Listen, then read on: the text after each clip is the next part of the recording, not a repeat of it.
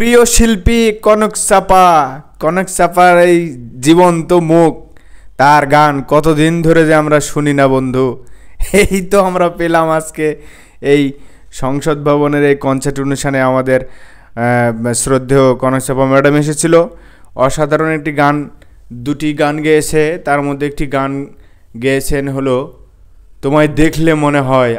ছোটোবেলায় কিন্তু এসব গান আমরা অনেক শুনেছি এবং একসময় সবার মুখে মুখে ছিল এই গানটি।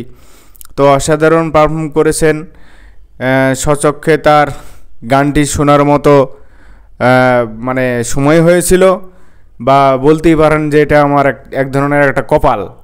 যাই হোক, ম্যাডামটি এসেছিল, অনেক উপভোগ করেছি, গানগুলো তার শুনেছি, আমাকে সত্যি অসাধারণ লেগেছে।